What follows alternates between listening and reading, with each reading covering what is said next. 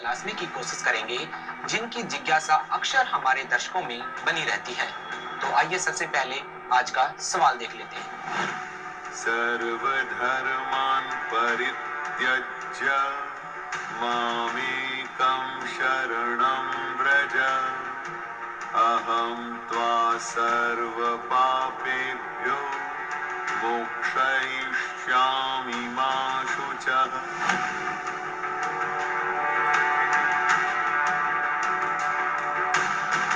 जी व्रज, ये है तो सिर्फ एक शब्द, लेकिन पूरी गीता जी का सार छिपा है इस व्रज शब्द में।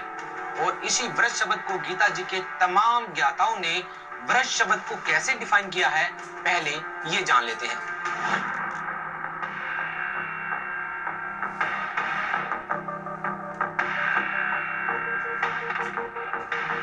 सर्वधर्मान् परित्यज्य मामेकं शरणं व्रज।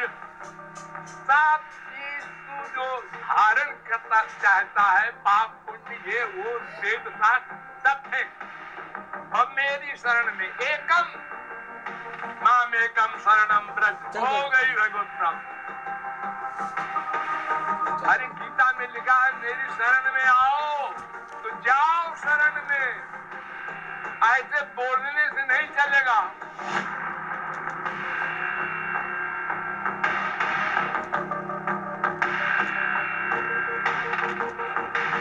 सर्वधर्मान् परित्यज्य मामेकं शरणं व्रज अहं त्वा सर्वपापेभ्यो मोक्षयिष्यामि मा शुचः।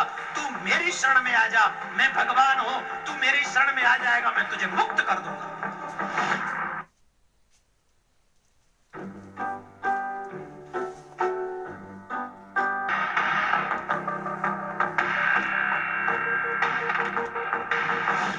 भगवद गीता में जो बोलते हैं माम एकम शरणम व्रज, 18वें अध्याय में 66वां श्लोक आता है। तो बहुत लोग कंफ्यूज होते हैं कि व्रज का मीनिंग क्या होता है।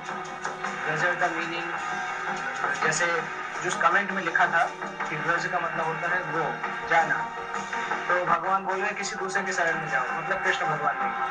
तो बहुत अजीब कमेंट है, क्योंकि ये लॉजिकल भी नहीं है एक्चुअली।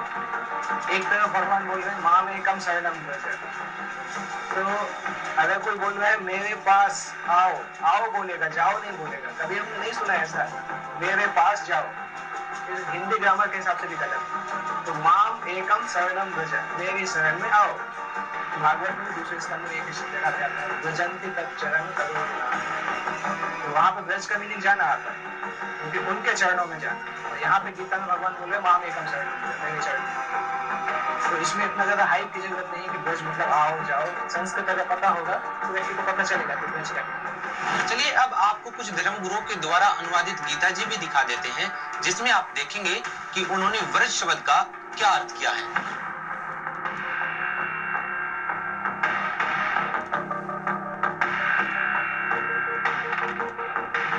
श्री सुधांशु जी आचार्य, श्रीमद् भगवत गीता, आचार्य सुधांशु जी महाराज,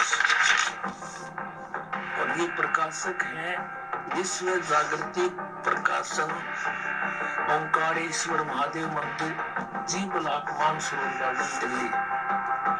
यहाँ से ये इनके प्रकाशक हैं।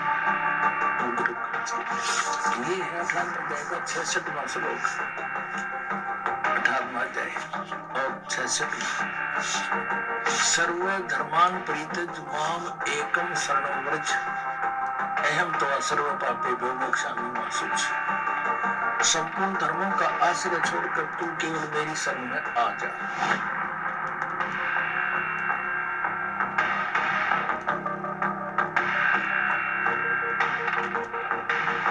ये है श्री आसाराम जी के आश्रम से अनुवादित और प्रकाशित संत श्री आसाराम जी आश्रम अहमदाबाद, ये यहाँ से छपी है। श्री योग वेदांत सेवा समिति, संत श्री आसाराम जी आश्रम, संत श्री आसाराम जी आश्रम, मार्ग अहमदाबाद। ये है 18वां अध्याय और 66वां श्लोक। एकम शरणं व्रज, संपूर्ण धर्मों को अर्थात संपूर्ण कर्तव्य कर्मों को मुझ में त्याग कर तू केवल एक मूल सर्वशक्तिमान सर्वधार परमेश्वर की शरण में आ जा। वर्तमान आ जा।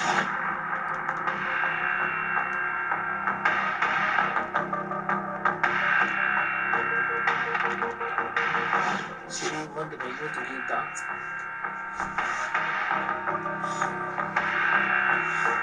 अनुवादक है ब्रह्मलीन महात्मा सिद्धानंद, महात्मा सर्वागानंद आदि संपादक अंशादेश, प्रकाशक मानव उत्थान सेवा समिति 2/12 पंजाबी विभाग नई दिल्ली से। ये इनके मुद्रक है Rajeshwari photostats private limited Delhi.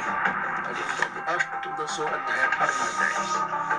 और यहाँ पर है सर्वधर्मान परित्यज्य एकम शरणं व्रज अहं सर्व पापेभ्यो मोक्षामि मा शुचि।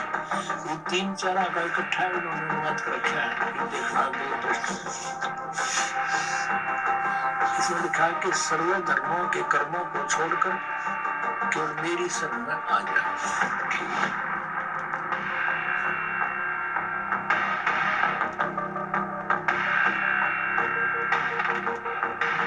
ये है साधक संजीवनी। ये किसके द्वारा है? श्री राम सुखदास। श्री राम सुखदास ऐसे अनुवाद करता जो बड़े महापुरुष माने जाते हैं। और देखना स्वामी राम सुखदास से इसके अनुवादक हैं। और कहाँ से छपी गीता? यहाँ से छपी है। अब इसके आते हैं उसी स्थान पर 18वें अध्याय का 66वां श्लोक। यहाँ से क्या लिखा है? सर्वधर्मान परित्यज्य माम एकम शरणं व्रज अहं त्वा सर्व पापेभ्यो मोक्षामि मा शुचि। यहाँ देखिए, संपूर्ण धर्मों का आश्रय छोड़कर तू केवल मेरी शरण में वर्ग माने आ जा। वो आ जाएगा।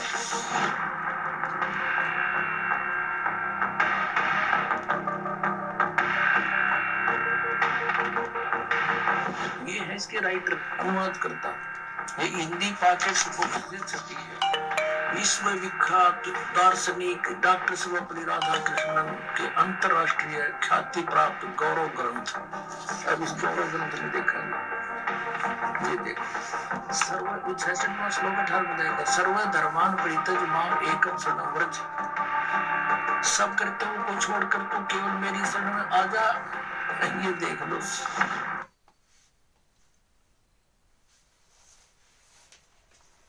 जॉइंट हेल्थ, हार्ट हेल्थ,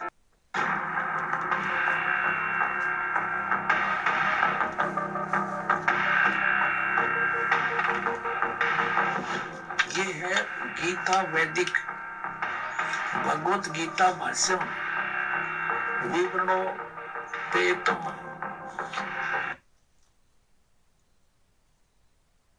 भाष्यकार है श्री स्वामी आत्मानंद जी सरस्वती, प्रकाशक हरियाणा साहित्य संस्थान, गुरुकुल झज्जर, जिला झज्जर। और ये इनका आचार्य प्रिंटिंग प्रेस दानंद मठ रोहतक से छपी है। अब इसमें किसान नाश कर रखा दिखाऊं। इसमें क्या लिखा है? प्राकथन में एक गए पृष्ठ पे क्या लिखा है देखिएगा। कई चतुर शिल्पी ही इस तह को मूल रत्न में से एक अणु को नष्ट किए बिना दूर कर सकता है।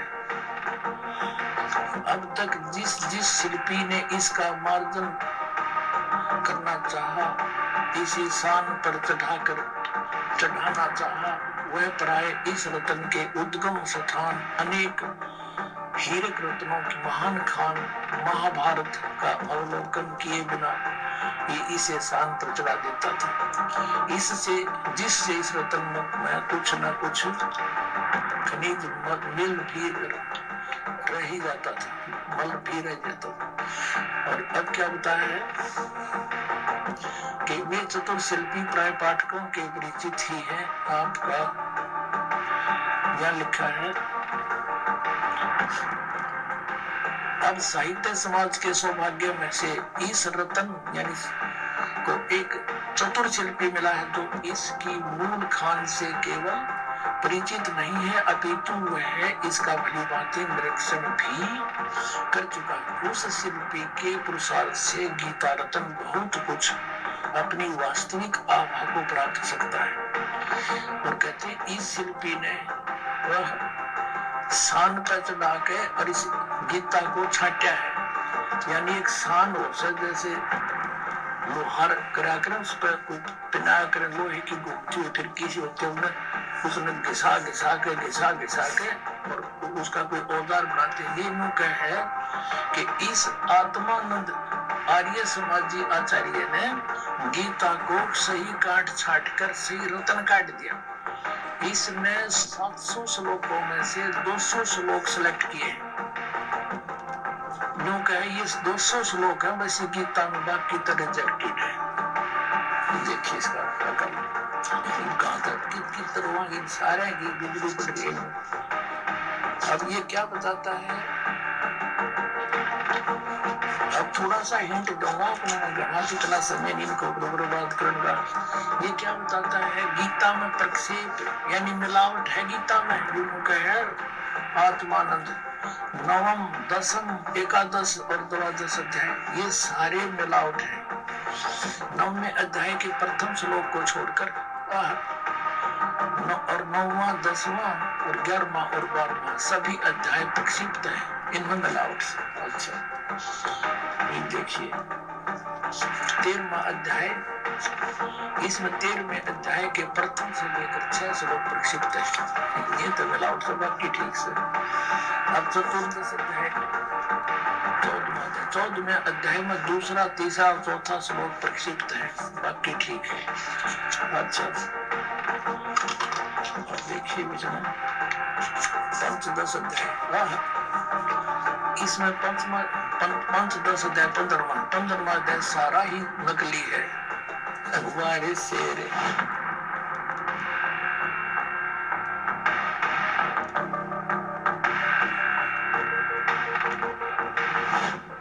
ये है श्रीमद् भगवत गीता यथारूप। और कहां से छपी है, कृष्ण कृपा मूर्ति श्रीमद् एसी भक्ति वेदांत स्वामी प्रभुपाद संस्थापक आचार्य अंतरराष्ट्रीय कृष्ण भगवान अमृत संघ एस्कॉन वाले बोले एस्कॉन वाले। और इन्होंने लिखा है कि विश्व में सबसे अधिक इस संस्था की पुस्तक बिकती है। या देखो ये आपको सुना दिया दोबारा किसके द्वारा अनुवादित है, कृष्ण कृपा श्री मूर्ति श्रीमद् एसी भक्ति वेदांत स्वामी प्रभुपाद संस्थापक आचार्य अंतरराष्ट्रीय कृष्ण भगवान संघ। और यहाँ से ये ओम छपी है। ये भक्ति वेदांत बुक ट्रस्ट जो दूसरे देशों में जो Los Angeles London Stockholm Sydney Hong Kong में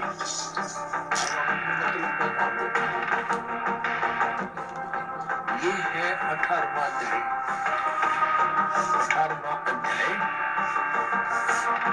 और श्लोक 66 के यहाँ से शुरू होता है। सर्वधर्मान् परित्यज्य माम् एकं शरणमव्रज अहं तव सर्व पापेभ्यो मोक्षामि मा शुचि। इसका अनुवाद किया है यहाँ पर, देख कमाल कर रखे। ये है शब्दों के अर्थ। सर्वधर्मान समस्त प्रकार के धर्म, परित्यज्य माने त्याग कर, परित्यज्य माने त्याग कर, माम माने मेरी, एकम माने एक मात्र, शरणम माने शरण में, वर्ग माने जाओ। ठीक है, अद्भुत प्रसिद्ध लिखा है, बुद्धिमता दिखाई, वर्ग माने जाना। और मेरी शरण में जाओगा अर्थ क्या है, अब यहाँ देखना, ये अनुवाद है इनका। समस्त प्रकार के धर्मों का परित्याग करो और मेरी शरण में आओ। अरे वाह शेरो, या तो जाना और यहाँ घुमाना। अब आपको हम एस्कॉन के प्रमुख प्रभुपाद जी द्वारा अनुवादित इंग्लिश वर्जन दिखाएंगे गीता जी का, जिसमें उन्होंने व्रज शब्द का क्या अर्थ किया है, ये देखिएगा।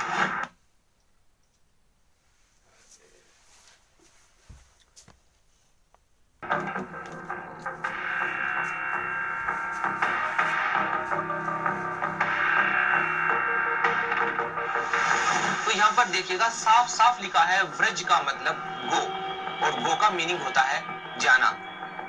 तो आप समझ सकते हैं कि किस तरह से दुनिया को मूर्ख बनाया जा रहा है कि जब अनुवाद करते हैं, जब उपदेश देते हैं, तब बोलते हैं कि भगवान अपने शरण में आने को कह रहे हैं। व्रज का मतलब आना करते हैं, और यहाँ पर साफ साफ लिखा है व्रज का मतलब गो, यानी कि जाना।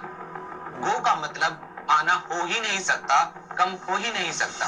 असल में दर्शकों, गीता जी को समझना किसी संस्कृत भाषा का विषय नहीं है, वरना गीता जी के अध्याय नंबर 4 के श्लोक नंबर 34 में भगवान ये कह देते कि अर्जुन, यदि तुझे संपूर्ण आध्यात्म ज्ञान समझना है तो किसी संस्कृत के जानकार के पास जाओ, संस्कृत भाषा के जानकार के पास जाओ, न कि किसी तत्वदर्शी संत के पास।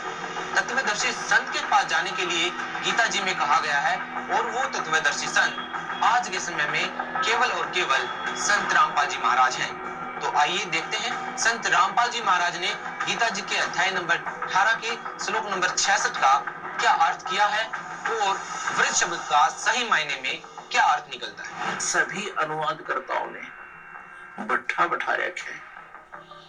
सभी ने कहा कि व्रज माने आजा, आना, जबकि व्रज माने जाना होता है। पहले इस शब्द को से क्लियर करते हैं।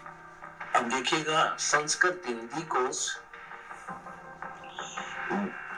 वामन शिवराम आपटे द्वारा इसका संग्रह किया गया है, और यह है मोतीलाल बनारसी दास पब्लिशर्स प्राइवेट लिमिटेड, दिल्ली से प्रकाशित है। इसके 993 पृष्ठ है। वर्ग माने जाना, चलना, प्रगति करना, विदा होना, ये सारा है, निर्वासित होना। वर्ग माने जाना, आना नहीं होता। गो माने जाना है तो उसका अर्थ आना हो ही नहीं सकता। एक सीधी सी बात है। इंग्लिश वर्ड है गो, उसका अर्थ होता जाना, उसका अर्थ कम नहीं हो सकता। अगर कोई कम करता है तो उसमें कोई ज्ञान नहीं। व्रज माने जाना है, उसका आना जिसने किया है उनको कति ज्ञान नहीं, उन्हें अनर्थ कर दिया। अब देखिएगा, श्रीमद् भगवत गीता के अनुवादकर्ताओं की कलाबाजी। जयदयाल गोविंद का गीता प्रेस गोरखपुर से प्रकाशित है। ये 18वां अध्याय श्रीमद् भगवत गीता 18वां अध्याय और ये 66वां श्लोक। इसमें व्रज शब्द स्पष्ट है। सर्वधर्मान परित्यज माम एकम शरणम व्रज अहम तवा सर्व पापेभ्यः मोक्षामि मा शुचः। क्या अर्थ किया इन्होंने? संपूर्ण धर्मों को अर्थात संपूर्ण कर्तव्य कर्मों को मुझ में त्याग कर तू केवल एक मुझ सर्वशक्तिमान सर्वाधार परमेश्वर की शरण में आजा। वर्ग माने आजा। अरे वाह, ये आपने देख लिया, गीता प्रेस गोरखपुर से प्रकाशित। जयदयाल गोविंद का गीता प्रेस गोरखपुर से प्रकाशित है। ये 18वां अध्याय श्रीमद् भगवत गीता 18वां अध्याय और ये 66वां श्लोक। इसमें व्रज शब्द स्पष्ट है। सर्वधर्मान परित्यज माम एकम शरणम व्रज अहम तवा सर्व पापेभ्यः मोक्षामि मा शुचः। क्या अर्थ किया इन्होंने? संपूर्ण धर्मों को अर्थात संपूर्ण कर्तव्य कर्मों को मुझ में त्याग कर तू केवल एक मुझ सर्वशक्तिमान सर्वाधार परमेश्वर की शरण में आजा। वर्ग माने आजा। अरे वाह, ये आपने देख लिया, गीता प्रेस गोरखपुर से प्रकाशित। बताओ, इनका कोई ज्ञान है? अब श्रीमद् भगवत गीता अध्याय नंबर 2 के श्लोक नंबर 7 में अर्जुन कह रहा है कि मैं आपकी शरण हूं और आपका शिष्य हूं। आप मुझे यथार्थ ज्ञान बताइए। अब मेरी बुद्धि काम नहीं कर रही है। तो श्री कृष्ण की शरण में अर्जुन तो पहले ही था। अब ये कहे कि मेरी शरण में आ जा, अपनी शरण के लिए कह रहे नहीं, ये तीन परमात्मा, सरपुरुष, अक्षर पुरुष, परम अक्षर पुरुष। पुण्यात्मा, गीता जी अध्याय नंबर 8 के श्लोक नंबर 1 में अर्जुन ने पूछा कि प्रभु, आपने जो गीता जी अध्याय नंबर 7 के श्लोक नंबर 29 में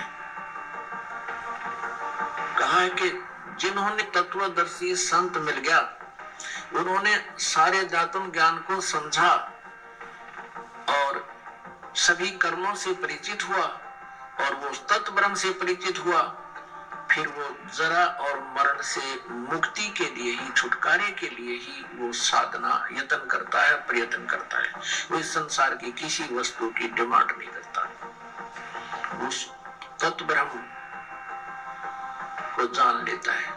तो यहाँ गीता जी अध्याय नंबर 8 के श्लोक नंबर 1 में अर्जुन ने पूछा, किम तत्व ब्रह्म, वो तत्व ब्रह्म क्या है जिसके जानकर फिर कुछ किसी वस्तु की डिमांड नहीं करता, जरा और मन से मोक्ष प्राप्ति ही चाहता है, तो वो किम तत्व ब्रह्म। ये देखिएगा श्रीमद् भगवद गीता, जयदयाल गोविंद का इसके अनुवादक है, गीता प्रेस गुरुपुर से प्रकाशित है। इसको 8 में जाएगा, ये थोड़ा सा दिखाते हैं आपको। ये देखिएगा 8वां अध्याय 8वां अध्याय, इसके प्रथम मंत्र में, प्रथम श्लोक में अर्जुन ने पूछा, किम तद्ब्रह्म, किम अध्यात्म, किम कर्म पुरुषोत्तम, अधिभूतम च किम प्रोक्तम, अधिदैवम किम उच्यते। वो किम तद्ब्रह्म, हे पुरुषोत्तम, वह ब्रह्म क्या है? अब इसका उत्तर दिया है गीता ज्ञानदाता ने। और तीसरे श्लोक में श्री भगवान उवाच, वह परम अक्षर ब्रह्म है, वह परम अक्षर ब्रह्म है वो। अब गीता ज्ञानदाता 8वें अध्याय के तीसरे श्लोक में उत्तर देता है कि वो परम अक्षर ब्रह्म है। वो परम अक्षर ब्रह्म है, वो गीता ज्ञान दाता से अलग है। अब एक सरपुरुष, एक अक्षर पुरुष, एक परम अक्षर पुरुष, ये तीन प्रभु हैं। अब यहाँ गीता अध्याय नंबर 15 के श्लोक नंबर 1 से लेकर 4 तक क्या बताया है कि उस तत्वदर्शी संत की पहचान बताई है, जिसके विषय में गीता जी अध्याय नंबर 4 के श्लोक नंबर 34 में वर्णन है। यह स्पष्ट किया है कि ऊपर को जड़ वाला, नीचे को तीनों गुण रूपी शाखा वाला, ये उल्टा लटका हुआ संसार रूपी वृक्ष है।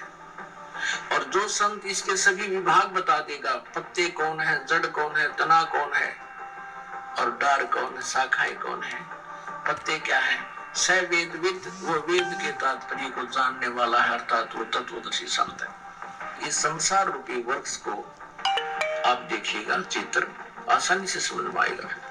ये संसार रूपी उल्टा लटका हुआ वृक्ष समझो। परमेश्वर ने स्वयं बताया कि अक्षर पुरुष एक पेड़ है और सरपुरुष इसके डार समझो, ये काल समझो, काल ब्रह्म समझो, इसको कुछ भी कहो, ये इसके इसी के पर्यायवाची नाम है। सरब्रह्म अर्थात सरपुरुष, काल ब्रह्म, इसको ब्रह्म सरपुरुष भी कहते हैं। सरपुरुष ये तो डार समझो इस संसार की वृक्ष की। और तीनों देवा, रजगुण ब्रह्मा जी, सतगुण विष्णु जी, तमगुण शिव जी, ये तो शाखाएं हैं और हम यहाँ पाद रूप संसार। अब इस आशय को समझने के लिए अब ये गुप्त कौन है, ये जड़ कौन है, ये परम अक्षर ब्रह्म है। परम अक्षर पुरुष कहो, परम अक्षर ब्रह्म कहो, या पूर्ण ब्रह्म या परमेश्वर कहो, परम अक्षर ब्रह्म कहो। ये गीता जी अध्याय नंबर 15 के श्लोक नंबर 16 और 17 में ये कंसेप्ट बिल्कुल क्लियर है। तीन भगवान है, एक तो परम अक्षर ब्रह्म यानी परम अक्षर पुरुष कहो, परम अक्षर ब्रह्म कहो। ये तो जड़ है पूरे संसार रूपी वृक्ष की, यहीं से सबको उत्पत्ति होती है और यहीं से सबको आहार मिलता है, सबका धारण पोषण ये करता है। फिर तना जो जमीन से बाहर दिखता है उसको अक्षर पुरुष पर ब्रह्म भी कहते हैं, अक्षर पुरुष भी कहते हैं। और उसके अंदर एक डार है, वो सर पुरुष है, ये ब्रह्म है जो गीता बोल रहा है। और तीनों देवा रजगुण ब्रह्मा सतगुण विष्णु तमगुण शिव जी ये शाखा है और हम पाद रूप संसार। तो 8वें अध्याय के प्रथम मंत्र में अर्जुन ने पूछा क्यों तत्पर, उसका उत्तर दिया तीसरे श्लोक में गीता ज्ञानदाता ने, क्यों परम अक्षर ब्रह्म है, वो जड़ रूपी भगवान है, उसी की पूजा करने से कभी जन्म मृत्यु नहीं होगा। अब गीता जी अध्याय नंबर 8 के श्लोक नंबर 5 और 7 में गीता ज्ञानदाता कहता है अपनी साधना के, मेरी साधना कर, मेरी भक्ति कर, मुझे ही प्राप्त होगा। तो युद्ध भी कर और मेरी शरण में रहना है, तो मेरा ओम नाम है और मेरी भक्ति कर। अब यहाँ फिर आइए 5वें में गीता ज्ञानदाता कहता है जो पुरुष अंत काल में भी मुझको ही समन करता हुआ शरीर को त्याग कर जाता है, मद भावम यानी मेरे भाव में भावित रहकर मेरे भाव में को ही प्राप्त रहता है, मेरे साक्षात स्वरूप को प्राप्त होता है। ये नहीं, मद भावम मेरे भाव में भावित रहता है, उसको प्राप्त रहता है, इसमें संशय नहीं है।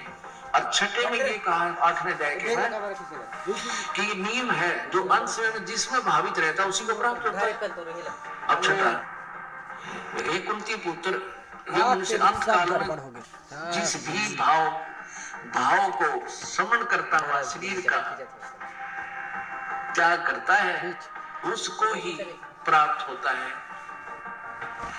सदा तद भाव भावती, उसी भाव से भावित रहता है। ये भाव माने उसी भाव में भावित रहता है, उसी में लगन रहती है। अब मेरी भक्ति करेगा तो मेरे में रहेगा तो मुझे ही प्राप्त होगा, उसकी भक्ति करेगा तो उसको प्राप्त होगा। अब यहाँ 7वें में फिर कहता अपने विषय में गीता ज्ञानदाता 8वें अध्याय के 7वें श्लोक में, इसलिए अर्जुन को सब समय में निरंतर मेरा स्मरण कर और युद्ध भी कर। कि यहाँ शांति नहीं, लठ बजाना पड़ेगा, मेरे सब में रहेगा तो। और मुझ में अर्पण किए हुए मन बुद्धि युक्त होकर निसंदेह मुझको ही प्राप्त होगा। तो गीता जी अध्याय नंबर 8 के श्लोक नंबर 8, 9, 10 में उस परम अक्षर ब्रह्म की साधना के विषय में बताया है कि उसकी साधना करनी है। वो परम अक्षर ब्रह्म है, दिव्य पुरुष है, उसकी साधना करने वाला प्राणी उस परमेश्वर के पास चला जाता है।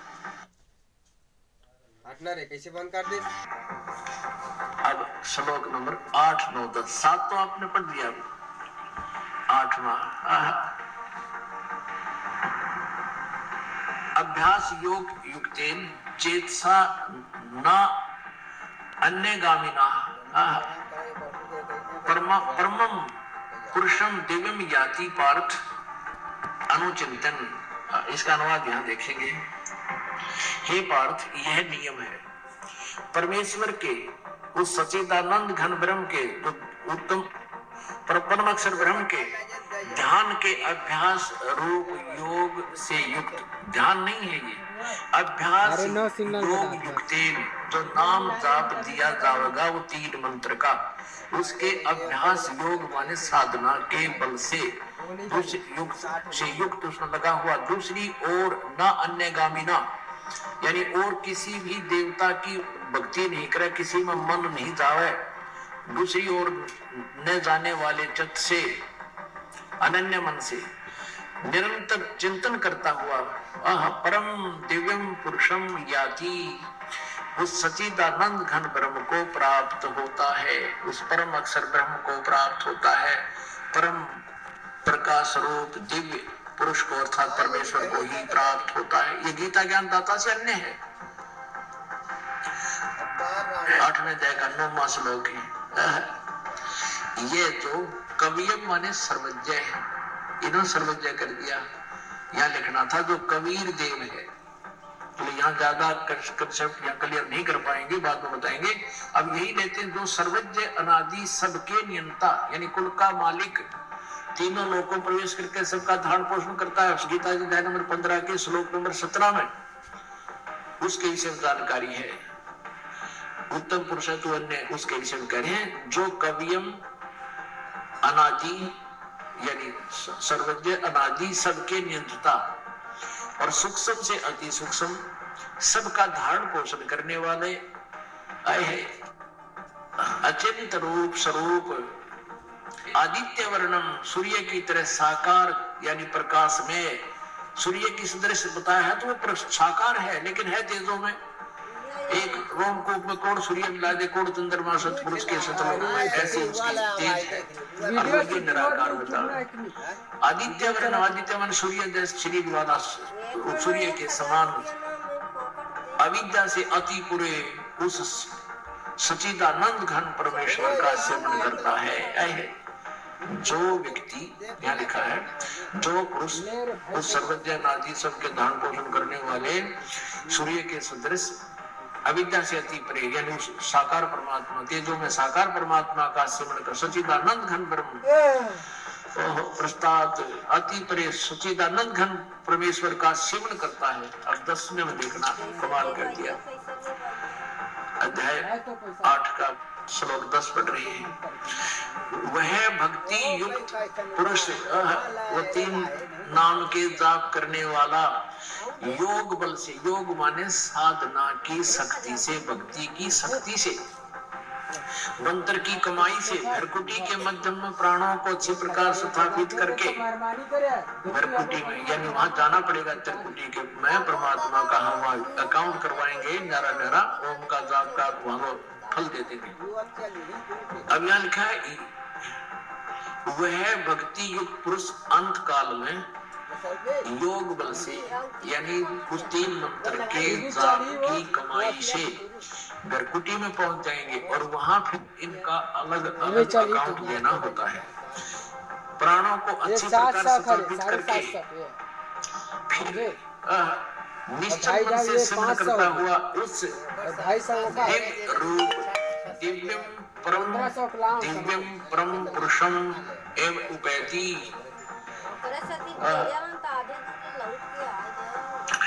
दिव्य माने दिव्य उस परम अक्षर ब्रह्म को ही प्राप्त होता है। ये समझो गीता के ध्यान पाठ के श्लोक नंबर 3 में जो जिसका जिक्र किया है, दिव्य परम पुरुष परमात्मा को ही प्राप्त होता है, उस परम अक्षर ब्रह्म को ही प्राप्त होता है।